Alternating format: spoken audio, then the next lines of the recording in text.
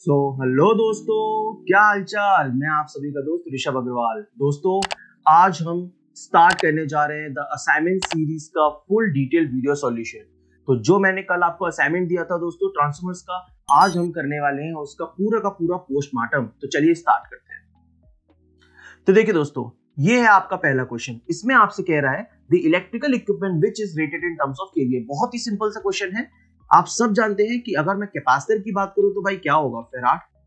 Capacitor की rating होगी farad में। एसी मोटर की रेटिंग किस में होती है सर, किलोवाट में होती है। ट्रांसफार्मर की रेटिंग किस में होती है सर, केवीए में होती है। और एक और डिवाइस होता है सिंक्रोनस जनरेटर, इसकी रेटिंग भी किस में होती है दोस्त सर, केवीए में या फिर एमवीए में होती है ना। बिल्कुल सही। तो फिर इस क्वेश्चन का आंसर क्या हो जाएगा, C will be the correct answer of this simple सा क्वेश्चन। बढ़ते हैं नेक्स्ट क्वेश्चन की तरफ। सो देखिए दोस्तों, इस क्वेश्चन में आपको ट्रांसफार्मर का रेजिस्टेंस और रिएक्टेंस को रेफर करना पड़ेगा। तो चलिए सीखते हैं उसका फॉर्मूला क्या है। देखिए दोस्तों, अगर आपके पास एक रेजिस्टेंस दे रखा है और आपके पास एक रिएक्टेंस दे रखा है प्राइमरी में, इस तरीके से दे रखा है, और आपको इसको रेफर करना है दोस्त सेकेंडरी में। यहां पर आप रेफर करना चाहते हैं प्राइमरी के जो नंबर ऑफ टर्न्स है वो N1 है, सेकेंडरी के जो नंबर ऑफ टर्न्स है वो आपके N2 है। ठीक है, तो ये है R1, ये है X1। तो देखिए, अगर मैं रेजिस्टेंस को रेफर यहां पे करना चाहता हूं तो क्या बनेगा, R1 dash equals to R1 into जिस जगह जा रहे हैं वो ऊपर आएगा और जहां से आ रहे हैं वो नीचे आएगा। मतलब N2 ऊपर आएगा, N1 नीचे आएगा, और इसका कर देना है होल स्क्वायर। स्क्वायर करना मत भूलना। सेम तरीके से हम रिएक्टेंस के लिए भी लिख सकते हैं X1 into N2 divide by N1 और इसका होल स्क्वायर। बात समझ में आ गई, बिल्कुल क्लियर है सर। तो फिर भाई अब देखिए, प्राइमरी यहां पर जो है ये 220 वोल्ट की है, हाई वोल्टेज वाली। सेकेंडरी यहां पर जो है वो लो वोल्टेज वाली है, 22 वोल्ट की।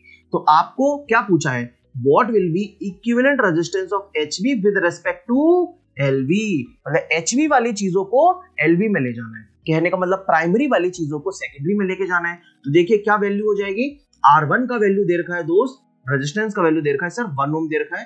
तो 1 इंटू N2 कितना है, N2 है सर 200 मतलब 22 है, और N1 कितना है मेरे भाई 220 है, और इसका स्क्वायर करेंगे तो ये आ जाएगा 0.01 ओम।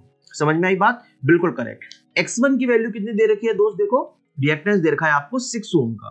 तो 6 इंटू N2 दे रखा है 22, N1 दे रखा है 220, इसका कर देंगे होल स्क्वायर, तो आंसर आ जाएगा 0.06 ओम। क्या बात है, सच आ गए। तो आंसर कितना आ गया मेरे भाई, ए। बढ़ते हैं नेक्स्ट क्वेश्चन की तरफ। देखिए दोस्तों, ये क्वेश्चन एक शानदार क्वेश्चन है। बहुत ही कंसेप्चुअल नॉलेज आपको इसमें चाहिए। Stepped cores are used in transformers in order to reduce. मैं आपको एक डायग्राम दिखाता हूं। देखिए दोस्तों, यहां पर आपको दिख रहा है ये भी एक स्टेप्ड कोर है, ये एक स्टेप्ड कोर है ना। देखिए ये इस तरीके से स्टेप बना है, यहाँ पे भी एक स्टेप्ड कोर है, ये भी एक स्टेप्ड कोर है आपकी। ठीक है, तो आपको बस ये ध्यान रखना है दोस्त क्या, कि जब भी आप एक स्टेप्ड कोर का प्रयोग करते हैं तो जो भी कॉपर कोर के ऊपर लपेटा जाएगा, ओवरऑल उस कॉपर की वॉल्यूम क्या हो जाएगी, घट जाएगी। वॉल्यूम घटने का मतलब है जो कॉपर का मीन लेंथ आएगा, जो कोर के ऊपर लपेटा जा रहा है, वो तार कम यूज होगा, कम प्रयोग होगा, तो कम तार लगेगा तो उसकी वॉल्यूम भी कम हो जाएगी। लेकिन अगर यहीं पे स्क्वायर कोर होता तो दिक्कत होती, ज्यादा वॉल्यूम लगता। समझे। तो इस क्वेश्चन का सीधा सीधा सा आंसर क्या हो जाएगा, स्टेप्ड कोर्स का यूज करने से हमारा वॉल्यूम ऑफ कॉपर क्या हो जाता है दोस्त, रिड्यूस हो जाता है। ठीक है, और अगर कॉपर रिड्यूस हो गया तो कॉपर लॉस भी रिड्यूस हो जाएगा। Copper loss also decreases. लेकिन यहां पे क्या कह रहा था, आयरन लॉस के बारे में नहीं, आयरन लॉस चेंज नहीं होगा, कॉपर लॉस चेंज हो जाएगा, क्योंकि कॉपर की मात्रा कम लग रही है। अगले क्वेश्चन की तरफ चलते हैं। देखिए दोस्तों, ये एक बहुत ही स्पेशल क्वेश्चन है। बोला है आपसे tappings of a transformer are provided. Tapping कहां पर प्रोवाइड की जाती है, तो मैं आपको एक डायग्राम दिखाता हूं। देखिए दोस्तों, सबसे पहले तो आपको यह मालूम होगा कि जो भी ट्रांसफार्मर की कोर होती है उसमें कोर के पास एलवी होता है और उसके बाहर हाई वोल्टेज वाइंडिंग होती है। सही बात सर। अगर हाई वोल्टेज वाइंडिंग बाहर होगी तो हमें उसको एक्सेस करना आसान है, हम इजीली उस पर टैपिंग दे सकते हैं। तो एक तो रीजन ये हो गया कि हाई वोल्टेज पर टैपिंग दे सकते हैं इजी एक्सेसिबिलिटी की वजह से। दूसरा रीजन, हाई वोल्टेज वाइंडिंग का करंट जो है वो कम होता है। अगर करंट कम होगा तो जब भी आप ये टैप को चेंज करोगे तो स्पार्किंग के चांसेस बहुत ही कम होंगे। दूसरा पॉइंट, तीसरा पॉइंट ये है मेरे भाई कि अगर हाई वोल्टेज वाइंडिंग में टैपिंग करेंगे तो चूंकि नंबर ऑफ टर्न्स काफी ज्यादा है तो आप मल्टीपल टैप्स का प्रयोग कर सकते हो, एक ही वाइंडिंग पर काफी सारे टैप्स का प्रयोग कर सकते हो। लेकिन अगर लो वोल्टेज वाइंडिंग पे टैपिंग आपने दी होती, नंबर ऑफ टर्न्स कम होते और नंबर ऑफ टैप्स भी आप कम ही ले पाते। ठीक है, तो ये 3-4 मेन रीजंस हैं जिसकी वजह से आप टैपिंग करते हैं दोस्त हाई वोल्टेज वाइंडिंग पे। एक और बात कि टैपिंग कहां करनी चाहिए, क्या हमें टैपिंग सबसे नीचे लगानी चाहिए, सबसे ऊपर लगानी चाहिए या बीच में लगानी चाहिए? तो दोस्त टैपिंग हम लगाते हैं बीच में, मिडिल में।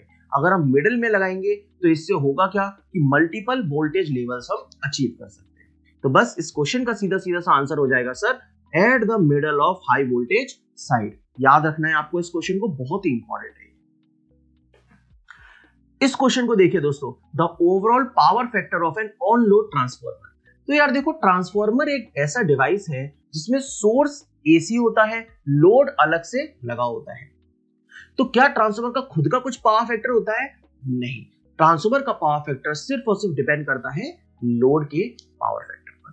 लोड का लैगिंग, ट्रांसफॉर्मर का लैगिंग, लोड का लीडिंग, ट्रांसफॉर्मर का भी लीडिंग। तो सीधा सीधा सा बात है कि overall power factor of an on load transformer क्या हो जाएगा? Depends on the power factor of the load. Load के पावर फैक्टर पे डिपेंड करता है। नेक्स्ट क्वेश्चन की तरफ चलते हैं।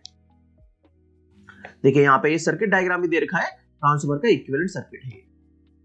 देखिए दोस्त, short circuit test on a transformer gives, सबको पता है कॉपर लॉस, लेकिन क्वेश्चन यहां पे बहुत ही जबरदस्त उसने फ्रेम किया है। कॉपर लॉस फुल लोड पे, एनी लोड पे, हाफ लोड पे, ओवरलोड पे, आखिर किस लोड पे? तो मेरे भाई क्या आप सब जानते हैं ट्रांसफॉर्मर में जब शॉर्ट सर्किट टेस्ट परफॉर्म करते हैं तो रेटेड करंट फ्लो करती है। हाँ या ना? बिल्कुल सही बात, रेटेड करंट फ्लो करती है शॉर्ट सर्किट टेस्ट के टाइम पे। और रेटेड करंट क्या होती है? Full load current.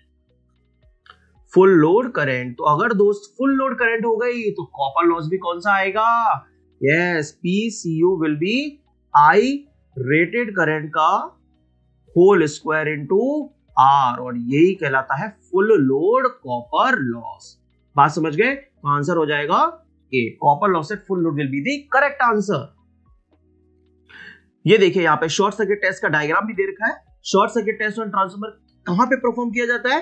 HV winding पे परफॉर्म किया जाता है। जो LV वाइंडिंग होती है वो क्या रहती है? हमारी शॉर्ट सर्किट रहती है। अगले क्वेश्चन की तरफ चलते हैं। ये देखिए दोस्तों, use of higher flux density in the transformer design. एक और बेहतरीन question, conceptual question. Higher flux density का क्यों यूज करते हैं हम ट्रांसफॉर्मर के डिजाइन में? क्या आपको ट्रांसफॉर्मर की EMF इक्वेशन पता है? हाँ सर, बिल्कुल याद है। तो देखिए क्या होती है EMF equation sir, 4.44 FN 5M 5 max. और अगर इस 4.44 FN 5 मैक्स को मैं ऐसे लिख लूं B मैक्स इंटू ए, तो आप बुरा तो नहीं मानेंगे? अरे क्या बात कर रहे हो सर, आपकी बात का बुरा हम कैसे मान सकते हैं? ये हो जाएगा। ठीक है, अब देखो भाई, अगर मैंने यहां पे बोल दिया कि फ्रीक्वेंसी एंड EMF चेंज नहीं हो रही है, कांस्टेंट है, तो दोस्त अगर फ्रीक्वेंसी और EMF कांस्टेंट हो गया, नंबर ऑफ टर्न्स तो फिक्स ही रहते हैं एक ट्रांसफॉर्मर में, तो बचा क्या? सिर्फ B मैक्स इंटू ए। जब ये भी कांस्टेंट, ये भी कांस्टेंट, तो फिर बच गया केवल B मैक्स इंटू ए। B मैक्स इंटू ए का प्रोडक्ट कांस्टेंट हो जाएगा। और मेरे भाई अगर ये कांस्टेंट हो गया तो आप देख सकते हैं कि ए किसके इनवर्सली प्रोपोर्शनल आ जाएगा? सर, B मैक्स के। तो बस क्वेश्चन हो गया सॉल्व। अब यहां पे अगर आपकी मैक्सिमम फ्लक्स डेंसिटी इंक्रीज हुई तो एरिया घट जाएगा। एरिया घटेगा तो ट्रांसफॉर्मर का ओवरऑल वॉल्यूम भी घट जाएगा, उसका वेट कम हो जाएगा। सो जैसे जैसे ट्रांसफॉर्मर की फ्लक्स डेंसिटी बढ़ती है, weight reduces. A is the correct answer. बढ़ते हैं नेक्स्ट क्वेश्चन की तरफ। देखिए दोस्तों, which of the following combination of three phase transformers can be successfully operated in parallel? तो भाई इस क्वेश्चन की एक ऐसी ट्रिक बताता हूं कि ये क्वेश्चन मुश्किल से 5 सेकंड लगेंगे आप सभी स्टूडेंट्स को सॉल्व करने में। अगर आपको यहाँ पे पहचानना है कि कौन कौन से ट्रांसफॉर्मर्स को पैरेलल में ऑपरेट कर सकते हैं और कौन कौन से को नहीं, तो आपको एक एक ऑप्शन को एलिमिनेट करते जाना है। ट्रिक क्या है? अगर आपके पास 3 स्टार एक साथ दिख गए किसी भी ऑप्शन में, तो ऑप्शन को बर्खास्त कर दीजिए, नेग्लेक्ट कर दीजिए, ऑप्शन हो जाएगा गलत। अगर आपके पास 3 डेल्टा दिख गए किसी भी ऑप्शन में, तो रॉन्ग ऑप्शन हो जाएगा, वो ऑप्शन को भी आपको बर्खास्त कर देना है। क्या बोला मैंने? क्या बोला सर? अरे भैया 3 स्टार दिख गए अगर किसी भी ऑप्शन में तो हटा दो, 3 डेल्टा अगर दिख गए किसी भी ऑप्शन में तो हटा दो। अगर ऐसा करेंगे तो आंसर सीधे के सीधे आएगा। देखो देखते हैं, पहले ऑप्शन में देखते हैं डेल्टा कितने 2, स्टार कितने 2, तो ये ऑप्शन बच गया हमारी नजरों से। 2 स्टार 1 स्टार 3 स्टार हो गए, खत्म काम, इसको हटाओ। 3 डेल्टा आ गए, खत्म काम, इसको हटाओ। 3 डेल्टा आ गए, खत्म काम, इसको हटाओ। अरे वाह सर, खेल गए आप तो एकदम। आंसर आ जाएगा भाई सीधा सीधा ए। स्टार डेल्टा मतलब डेल्टा स्टार और डेल्टा स्टार को आप पैरेलल में ऑपरेट कर सकते हैं। बढ़ते हैं नेक्स्ट क्वेश्चन की तरफ। देखिए दोस्त, किसी भी ट्रांसफॉर्मर के अंदर वोल्टेज रेगुलेशन का एक बहुत ही मोस्ट इंपॉर्टेंट फॉर्मूला होता है। क्या होता है सर? वोल्टेज रेगुलेशन का फॉर्मूला होता है दोस्त X times R per unit power factor plus X per unit sine phi. हाँ या ना? बिल्कुल सही बात। और ये जो प्लस होता है बीच में वो कब आता है? लैगिंग पावर फैक्टर के लिए आता है ना? बिल्कुल सही बात है। लेकिन क्वेश्चन में आपको दे रखा है दोस्त, ध्यान से आप पढ़िए, unity power factor and full load. तो भाई ये जो x का संबंध है ये किससे है? लोडिंग से। x होता है मेरे भाई परसेंटेज लोड। चूंकि यहां पर x फुल लोड है तो आप सब समझ गए कि फुल लोड पर x की वैल्यू हो जाएगी मेरे भाई 1। ठीक है sir. Unity power factor, unity power factor पे दोस्त आप सब बताओ cos फाई क्या होता है? सर cos फाई तो 1 होता है। और sin फाई क्या होता है? बिल्कुल सर, sin फाई होता है 0 डिग्री। क्योंकि यूनिटी पावर फैक्टर पे एंगल कितना आएगा? 0 डिग्री आएगा, तो sin फाई भी 0 आ जाएगा। और अगर sin फाई 0 हो गया तो ये 0 हो गया, तो खेल खत्म। बचा कितना? x into R per unit into cos phi, इतना बच गया बस वोल्टेज रेगुलेशन। हाँ या ना? करेक्ट बात है। x की वैल्यू हो गई 1 तो r per unit cos phi, और cos फाई की वैल्यू भी कितनी होगी मेरे भाई? 1 हो गई। तो देयरफॉर यूनिटी पावर फैक्टर पे वोल्टेज रेगुलेशन की वैल्यू सिर्फ और सिर्फ r पर यूनिट के बराबर हो जाती है। क्या आपको ये बात समझ में आ गई? एकदम चकाचक लेवल। तो भाई r पर यूनिट कितना हो गया? r पर यूनिट कितना हो गया? वो दे रखा है 2%, मतलब 0.02 पर यूनिट। और अगर आप परसेंटेज में लिखना चाहते हो तो ये भी 2% ही हो जाएगा। Answer will be what? Answer will be C. C will be the correct answer, 2%। अगले क्वेश्चन की तरफ बढ़ते हैं। देखिए दोस्तों, यहाँ पे लीकेज फ्लक्स के बारे में बात कर रहे हैं। तो लीकेज फ्लक्स या तो प्राइमरी से लिंक करता है, जैसे कि यहां पर अगर आया तो या तो यहां पे आएगा, या फिर मेरे भाई लीकेज फ्लक्स आपका इधर एग्जिस्ट करेगा, इधर, है ना? क्या लीकेज फ्लक्स कभी भी इधर से इधर जाता है? नहीं, इधर से इधर तो आपका म्यूचुअल फ्लक्स जाता है। क्या जाता है? Mutual flux. तो अगर प्राइमरी वाइंडिंग से सेकेंडरी वाइंडिंग में कोई सा फ्लक्स जा रहा है तो उसे कहते हैं म्यूचुअल फ्लक्स। केवल प्राइमरी में है या केवल सेकेंडरी में है तो लीकेज फ्लक्स। तो भाई क्या प्राइमरी से सेकेंडरी में लीकेज फ्लक्स कभी कोई एनर्जी ट्रांसफर करेगा? कभी नहीं करेगा, वो तो म्यूचुअल का काम है। क्योंकि एनर्जी ट्रांसफर मतलब प्राइमरी से सेकेंडरी में जाना, तो वो तो जा ही नहीं रहा है लीकेज वाला। तो आंसर देखिए यहाँ पे बोला है helps in the transfer of energy, गलत बात कर रहा है। फिर बोल रहा है negligible eight full load.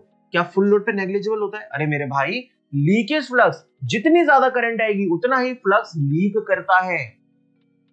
Current ज्यादा आने पे फ्लक्स लीकेज बढ़ जाएगा। तो क्या फुल लोड पे नेग्लिजिबल होगा? घोर पाप की बात कर रहा है ये तो नहीं। Produces mutually induced EMF. तो भाई म्यूचुअल फ्लक्स का काम है, वो तो म्यूचुअल ईएमएफ पैदा करता है, म्यूचुअल फ्लक्स ना कि लीकेज फ्लक्स। तो सिर्फ और सिर्फ आंसर बच गया आपका D, minimized by interleaving primary and secondary winding. अभी सर इंटरलीविंग क्या होता है? तो इंटरलीविंग का मतलब होता है, देखिए यहाँ पे आपकी एलवी वाइंडिंग भी है और एचवी वाइंडिंग भी है। ट्रांसफार्मर की एक कोर पे अगर दोनों टाइप की वाइंडिंग आ जाए और दूसरी जो दूसरा लिंब है उस पे भी दोनों वाइंडिंग आ जाए तो उसे कहेंगे इंटरलीविंग फिनोमेना। ठीक है, दोनों आ जाती है, एलवी एचवी बस। ठीक है, चलो भाई अब नेक्स्ट क्वेश्चन पे चलते हैं। High tension winding of 3 phase step down transformer. Simple सी बात है भाई, हाई टेंशन मतलब हाई वोल्टेज। हाँ बिल्कुल सही बात। और वोल्टेज ज्यादा कब आएगा? जब नंबर ऑफ टर्न्स क्या हो? मोर नंबर ऑफ टर्न्स। और नंबर ऑफ टर्न्स ज्यादा होंगे वो तो ठीक है। हाई वोल्टेज में करंट क्या होगा? हाई वोल्टेज में करंट होगा मेरे दोस्त लो करंट। और लो करंट की वजह से वायर कैसा होगा हमारा? थिन वायर, सीधी सी बात है। तो आंसर क्या हो गया दोस्त? मोर number of turns with thin wire, high tension winding में। अगर लो टेंशन वाइंडिंग में कहता तो क्या होता? लेस टर्न्स और मोर करंट होने की वजह से थिक वायर, मोटा वायर यूज करना पड़ता। अगले क्वेश्चन की तरफ चलते हैं। देखिए दोस्त, the colour of fresh silica gel used in transformer. Fresh silica gel का कलर क्या होता है, तो चलो इसे तो देख ही लेते हैं।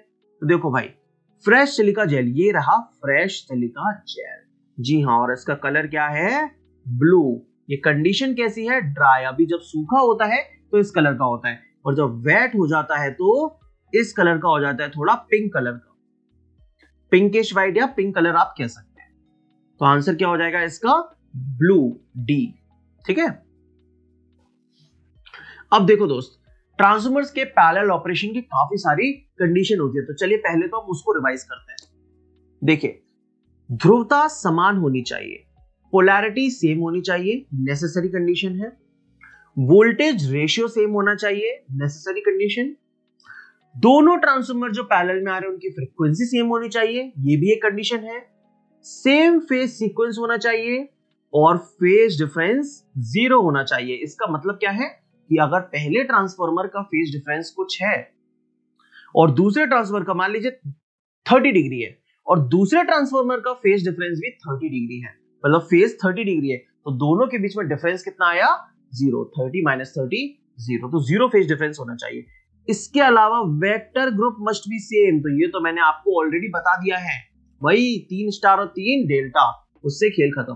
कभी भी 3 डेल्टा आ गए हटा दो, 3 स्टार आ गए हटा दो, वो पैरेलल ऑपरेशन पॉसिबल नहीं है। और कुछ सफिशिएंट कंडीशन भी है, जैसे कि X/R रेशियो सेम होना चाहिए और पर यूनिट इंपेडेंस भी सेम होना चाहिए। तो ये सारी कंडीशंस आप जरूर अपनी शॉर्ट नोट्स की कॉपी में नोट कर लेना। तो यहां पे देखिए क्या दे रखा है, same voltage ratio and same voltage referring to primary and secondary, मतलब वोल्टेज रेशियो सेम बात कर रहा है, होना चाहिए। फिर phase displacement must be same for all transformers connected in parallel. सही बात है, हर किसी का फेज बराबर होगा, पहले का भी 30 दूसरे का भी 30, तो फेज डिफरेंस दोनों के बीच में 0 आ जाएगा। सही बात। और तीसरा कह रहा है phase sequence must be same, तो ये सारी ही कंडीशंस इसकी करेक्ट कंडीशंस हैं। Yes, all 1, 2 and 3। Next question देखिए, ट्रांसफॉर्मर को केवीए में रेट करते हैं किलोवाट की जगह। तो यार देखो, इसका मैं एक कंसेप्ट समझाता हूं। कोई भी डिवाइस आप ले लीजिए, कोई भी डिवाइस का जो रेटिंग होता है वो डिपेंड करता है उसके टेम्परेचर पे, टेम्परेचर राइज पे, कितना टेम्परेचर राइज करेगा। ठीक है, अगर ज्यादा टेम्परेचर राइज कर गया है मशीन का तो हम उसको कम ऑपरेट करवाएंगे, मतलब कम वोल्टेज के लिए ऑपरेट करवाएंगे, तो रेटिंग कम रह जाएगी उसकी। तो टेम्परेचर राइज डिसाइड करता है रेटिंग को। टेम्परेचर किस पे डिपेंड करता है, टेम्परेचर तो डिपेंड करेगा भैया लॉसेस पे, हाँ या ना, सही बात। और लॉसेस कौन कौन से होते हैं ट्रांसफॉर्मर में, sir copper loss and core loss होते हैं। और आप सब जानते हैं दोस्त, कॉपर लॉस डिपेंड करता है किस पे, करंट पे या वोल्टेज पे, करंट पे। और कोर लॉस डिपेंड करता है किस पे, वोल्टेज पे। तो टोटल लॉस किस पे डिपेंड कर गया, करंट पे और वोल्टेज पे। ये हो गया वोल्ट और ये हो गया हमारा ampere. So basically losses depends on volt ampere, losses volt ampere पे डिपेंड कर रहे हैं दोनों पे, रेटिंग भी डिपेंड करेगी वोल्ट एम्पियर पे। Total transformer loss depends on volt ampere, समझे। चलिए अगला क्वेश्चन, ये वही सब लिखा हुआ है, आप आराम से पढ़ सकते हैं, कोई दिक्कत नहीं है। ऑटो ट्रांसफॉर्मर के एडवांटेजेस के बारे में, ऑटो ट्रांसफॉर्मर में कौन सी चीज सही है। देखिए पहले मैं कह रहा है कि ऑटो ट्रांसफॉर्मर में कम कॉपर चाहिए, बात सही है कि नहीं, बिल्कुल सही बात है सर। ऑटो ट्रांसफॉर्मर में क्योंकि एक ही कोर होती है और उसी पर एक वाइंडिंग लपेट देते हैं, कुछ वाइंडिंग कॉमन होती है, वही सेकेंडरी बन जाती है, तो कॉपर की रिक्वायरमेंट कम होती है, करेक्ट बात। दूसरा कह रहा है provides isolation between both windings, primary and secondary. तो बताओ भाई, क्या प्राइमरी और सेकेंडरी अलग अलग होती है, आइसोलेट रहती है, जी नहीं, यहाँ पे तो पार्ट कॉमन होता है, तो ये ऑप्शन गलत हो जाएगा। ऑटो ट्रांसफॉर्मर में कम लीकेज रिएक्टेंस आता है, बिल्कुल सही बात है, एक ही कोर है, प्राइमरी और सेकेंडरी, उसमें से कुछ पार्ट कॉमन है, लीकेज यहाँ पे कम होगा। जो आपका नॉर्मल ट्रांसफॉर्मर है उसमें प्राइमरी और सेकेंडरी अलग अलग है ना, यहाँ पे भी है, यहाँ पे भी है, इस वजह से लीकेज ज्यादा हो जाता है। लेकिन ऑटो ट्रांसफॉर्मर के अंदर चूंकि एक ही पास है, मतलब पास है वाइंडिंग, तो लीकेज भी कम होता है। तो आंसर क्या हो जाएगा, सी, 1 एंड 3। नेक्स्ट क्वेश्चन देखिए दोस्तों, ये एक न्यूमेरिकल क्वेश्चन है। इसमें बोला है ट्रांसफॉर्मर का कोर लॉस 100 वॉट होगा, 40 हर्ट्ज पे, 72 वॉट होगा 30 हर्ट्ज पे। तो इसमें आपको एक इक्वेशन पता होनी चाहिए, किसकी? आयरन लॉस की। आयरन लॉस की इक्वेशन क्या होती है? आयरन लॉस की इक्वेशन होती है पीआई बराबर hysteresis loss plus eddy current loss. ठीक है, यस। अब हिस्टैरिसीस लॉस क्या होता है? इसको आप लिखोगे A इंटू एफ, और एडी करंट को क्या लिखोगे? B into F square. अगर आपको ये इक्वेशन पता है दोस्त, ये इक्वेशन क्लियर है, तो ये क्वेश्चन आपके लिए एक हलवा हो जाएगा। बस आयरन लॉस दे रखा है, पहली कंडीशन क्या बनेगी? 100 इक्वल टू 40A प्लस 40 का स्क्वायर B, है ना? Yes sir. दूसरी कंडीशन क्या बनेगी? 72 इक्वल टू 30A प्लस 30 का स्क्वायर B, है ना? Yes sir. अब देखिए दोस्त, आप इसको इजी बनाने के लिए क्या कीजिए, दोनों तरफ आप इसमें 40 को डिवाइड कर लीजिए। इसमें अगर 40 डिवाइड किया तो 100/40 equal to A plus 40B ऐसा बचेगा, और यहां पर अगर 30 से डिवाइड किया तो 72/30 बराबर A प्लस 30B ऐसा बच जाएगा। करेक्ट बात है? Yes sir. अब क्या करना है? बस भाई दोनों को सब्ट्रैक्ट कर दीजिए। अगर आप दोनों को सब्ट्रैक्ट करेंगे तो क्या बच जाएगा? 100/40 होता है 2.5, माइनस 72/30 को हम क्या लिखेंगे, या फिर एक काम करते हैं, इसको हम 5/2 लिख लेते हैं। 5/2 माइनस 72/30 कितना हो जाएगा भाई? अगर इसको 6 से देखेंगे तो 12/5 हो जाएगा ये, और ये आ जाएगा दोस्त 10B। तो यहां से B की वैल्यू कितनी आ जाएगी? B की वैल्यू निकल के आएगी 5/2 2.5 माइनस 2.4, 2.5 माइनस 2.4 होगा आई थिंक, तो 0.1 डिवाइड बाय दिस 0.01 आ जाएगा। B आ गया 0.01। अगर B 0.01 आ गया तो फिर A भी निकाल सकते हैं। A कितना आ जाएगा? अगर आप इस इक्वेशन को पकड़ लिए तो A कितना आएगा? A की वैल्यू आ जाएगी 2.5 minus 40B, 40 into B is 0.4, मतलब 2.1 आ जाएगा। A आ गया 2.1। बस अब क्या बच गया? हिस्टैरिसीस लॉस क्या होता है? A into F. तो A की वैल्यू है 2.1 इंटू फ्रीक्वेंसी आपको दे रखा है 50, तो ये कितना वैल्यू आ गया? हिस्टैरिसीस लॉस का वैल्यू कितना आ जाएगा दोस्त? यहां पे आ जाएगा 21 पंजे 105 वॉट, और एडी करंट लॉस कितना आ जाएगा? B 0.01 इंटू एफ का स्क्वायर 50 का स्क्वायर, तो 2500 इंटू दिस, ये दैट इज 25 वॉट। तो आंसर कोई आ रहा है? बिल्कुल आ रहा है। A is the correct answer. Very good question. अगले क्वेश्चन की तरफ चलते हैं। अब देखिए दोस्तों, generally the no load losses of an electrical machine is represented in its equivalent circuit by A. No load loss, no load loss मतलब core loss. No load loss का मतलब कौन से लॉस? Core loss. और आप सब जानते हैं कोर में जो भी लॉस होते हैं उसको दिखाते हैं हम एक रेजिस्टेंस से पैरेलल में। ये देखिए इक्विवेलेंट सर्किट, तो ये जो पैरेलल वाली ब्रांच है इसमें ये हो गया कोर लॉस का रेजिस्टेंस। R0 क्या होता है?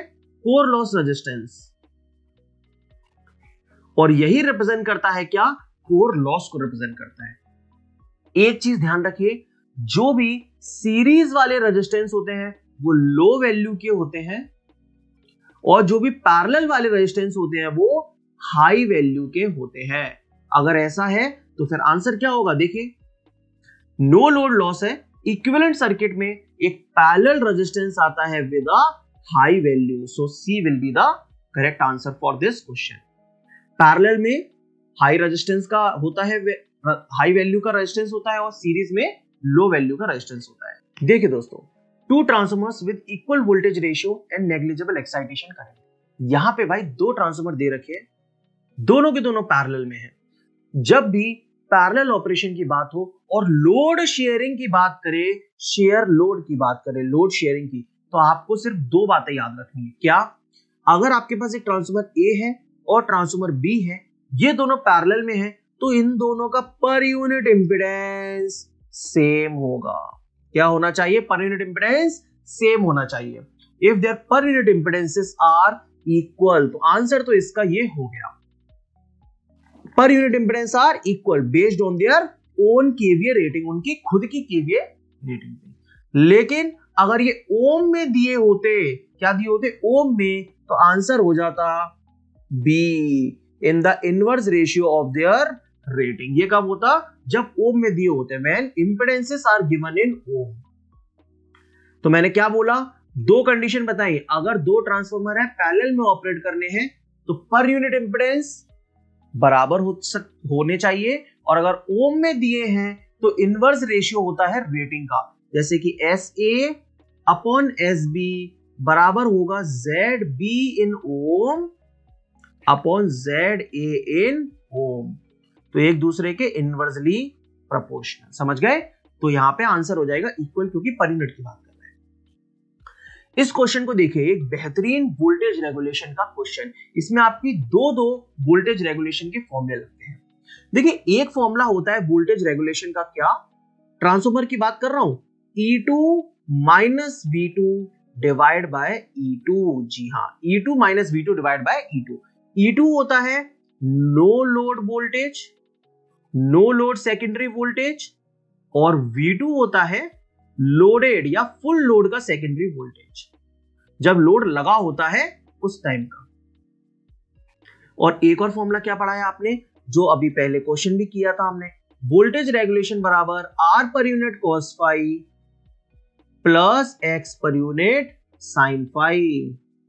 यहां पे फुल लोड की बात देखिए, फुल लोड उसने अलग से बोला नहीं है, लेकिन हम उसे अज्यूम कर लेंगे, तो X की वैल्यू 1 ही ले लेते हैं। तो R per unit cos phi, X per unit sin phi. लेकिन क्या यहाँ पे पावर फैक्टर दिया है?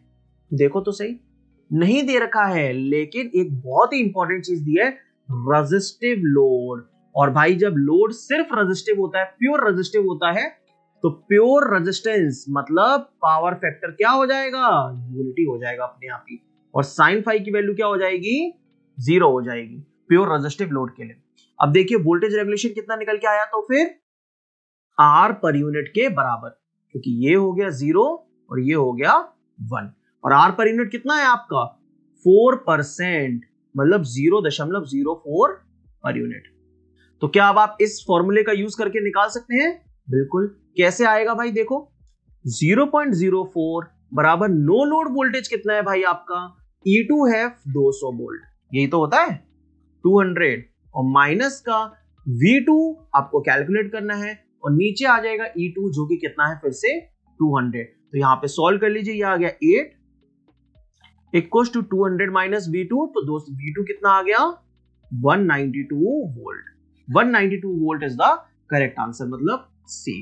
ठीक है, नेक्स्ट क्वेश्चन देखो दोस्त, यहां पे बोल रखा है average rate of flux, average rate of change of flux in a transformer is given by. यहां पे मतलब average rate of change of flux क्या है? तो भाई, क्या फैराडे लॉ आपने सुना है? बिल्कुल सुना होगा। ईएमएफ ही क्या होता है? D phi by D T, मतलब rate of change of flux. तो पूछ कुछ नहीं रहा है, यहाँ पे ईएमएफ की इक्वेशन पूछ रहा है। अब आपको जो इक्वेशन आती है, कौन सी वाली? ये वाली, E बराबर 4.44 FN phi max। ये दोस्तों होती है आरएमएस इक्वेशन, ERMS। क्या आप साइन वेव का फॉर्म फैक्टर जानते हैं? सर सारे कोई जानता है। कितना होता है फॉर्म फैक्टर साइन वेव का? ERMS upon E average. ये तो फॉर्मूला होता है। फॉर्म फैक्टर कितना होता है? 1.11। तो भाई, अगर आपको यहां से एवरेज वैल्यू निकालना पड़ेगा तो क्या कर देंगे? एवरेज वैल्यू के लिए क्या करेंगे? RMS divide by 1.11। और अगर आप इसमें 1.11 से डिवाइड कर दोगे तो क्या आ जाएगा दोस्त? 4FN phi max। 4 बचेगा, 4.44 डिवाइड बाय 1.11 बचेगा 4, और यहाँ पे 4FN phi max ये हो जाएगा आंसर। देखिए यहाँ पे ऑप्शंस में n नहीं दे रखा है, उसने n की वैल्यू 1 कंसिडर कर लिया, तो कोई बड़ी बात नहीं, आंसर हो जाएगा A। तो हमेशा याद रखिए, आरएमएस इक्वेशन होती है 4.44 FN phi और एवरेज हो गई 4F phi। अगले क्वेश्चन की तरफ चलते हैं। अब देखिए, ये क्वेश्चन फिर से रेजिस्टेंस और या रिएक्टेंस को रेफर करने की बात आ गई यहाँ पे। तो मैं आपको बताता हूं, देखिए यहाँ पे बोला है प्राइमरी वाइंडिंग का रेजिस्टेंस दे रखा है और R2 सेकेंडरी वाइंडिंग का है। आपको बताना है equivalent resistance referred to primary. मतलब एक अगर रेजिस्टेंस यहां दे रखा है, दूसरा रेजिस्टेंस आपको सेकेंडरी में दे रखा है, ये R1 है, ये R2 है, और यहाँ पे टर्न्स रेशियो हमें लेना पड़ेगा N1 N2। ये N1 हो जाएगा, ये N2 हो जाएगा। तो उसने बोला है कि R2 को जब इधर ले जाएंगे तो क्या बनेगा। तो देखो दोस्त, हमेशा याद रखना, अगर रेफरिंग की बात आ जाए तो आपको ध्यान यहां पे रखना है के की वैल्यू, के क्या होता है। तो देखिए सबसे पहले तो मैं फॉर्मूला लिखता हूं, ये R1 हो गया, ये R2 डैश हो जाएगा। अब ये R2 डैश की वैल्यू कितनी आएगी, रेफर करके ले जाएंगे तो R2 जहां ले जाते हैं वो वैल्यू ऊपर, और जहां से आता है सेकेंडरी से आया है तो वो वैल्यू नीचे, और इसका होल स्क्वायर। ये तो R2 डैश आ गया। अब इक्विवेलेंट रेजिस्टेंस क्या बना, तो R1 प्लस R2 डैश, मतलब R2 into N1 by N2 का होल स्क्वायर। लेकिन अब समझना आपको ये है कि K का वैल्यू क्या होता है। तो हमेशा दोस्त याद रखिएगा कि K को हम कहते हैं ट्रांसफॉर्मेशन रेशियो। ट्रांसफॉर्मर के अंदर K को क्या कहा जाता है सर, ट्रांसफॉर्मेशन रेशियो कहा जाता है। और इसकी वैल्यू दोस्त हमेशा होती है N2 bye N1। Transformation ratio हमेशा होता है N2 बाय N1, मतलब secondary turns divide by primary turns. तो अगर इसके हिसाब से आप यहां पे बिठाओगे तो क्या हो जाएगा, R1 plus R2 divide by K का स्क्वायर। ये हो जाएगा आपका आंसर, मतलब A is the correct answer of this question. चलो दोस्तों, ये क्वेश्चन की बात करते हैं। परसेंटेज रेजिस्टेंस की बात करना है यहां पे। तो दोस्त एक बहुत ही इंपॉर्टेंट कंडीशन होती है ट्रांसफार्मर की, क्या कि अगर मेरे पास एक ऐसा इंपेडेंस है, देखिए इस तरीके का पहले इंपेडेंस बना लेते हैं यहां पे।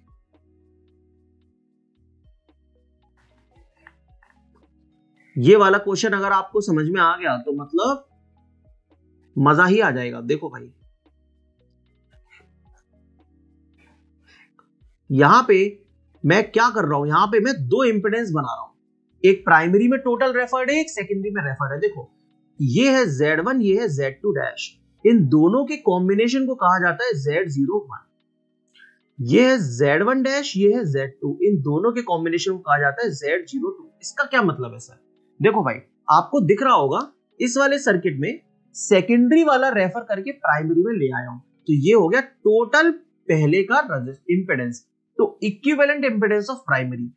और यहां पे नीचे वाले में क्या किया है मैंने, प्राइमरी वाले को सेकेंडरी में ले आया है, तो Z02 क्या है, equivalent impedance of secondary, Z01 equivalent impedance of primary and Z02 equivalent impedance of secondary.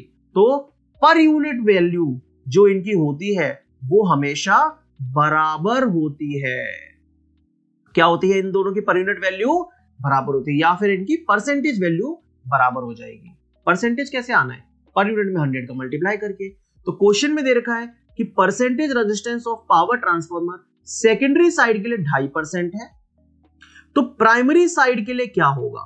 तो हमेशा याद रखिए सेकेंडरी साइड हो और प्राइमरी साइड का परसेंटेज इंपेडेंस या पर यूनिट वैल्यू सेम होती है। क्या होती है, सेम। तो आंसर विल बी 2.5%। ये क्वेश्चन देखिए दोस्तों, यहां पे एक और न्यूमेरिकल है, power transmitted inductive auto transfer का क्वेश्चन है। प्राइमरी से सेकेंडरी में कितना इंडक्टिव पावर ट्रांसफर होगा। दो सिंपल फॉर्मूले, अगर आप ऑटो ट्रांसफार्मर की पावर निकालना चाहते हैं इंडक्टिव वाली, तो उसका फॉर्मूला क्या होता है, 1 माइनस के into KVA rating of auto transformer.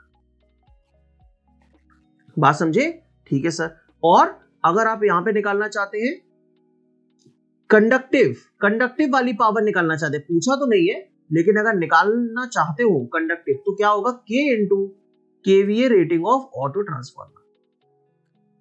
भैया पूरा चक्कर यहां पे सिर्फ के का है, के क्या होगा, तो बस याद रखिए कि ऑटो ट्रांसफार्मर के लिए जो के होता है भाई, वो होता है LV upon HV, LV upon HV। ना तो N2 अपॉन N1 याद रखो, ना N1 अपॉन N2 याद रखो, सिर्फ और सिर्फ याद रखना है लो वोल्टेज ऊपर, हाई वोल्टेज नीचे। तो ये जो K है ये हमेशा लेस देन 1 होगा। ऑटो ट्रांसफार्मर के लिए जो K आता है वो हमेशा लेस देन 1 आता है, ठीक है। तो भाई इंडक्टिव पावर कितनी हो जाएगी, देखिए पहले K की वैल्यू निकाल लेते हैं हम लोग। K की वैल्यू अगर निकाला मैंने इस क्वेश्चन के लिए तो क्या आएगा, LV दे रखा है 161 और ये दे रखा है 230, ठीक है। तो ये कितना हो जाएगा दोस्त, आई थिंक ये 0.7 हो जाएगा, 0.7, ठीक है।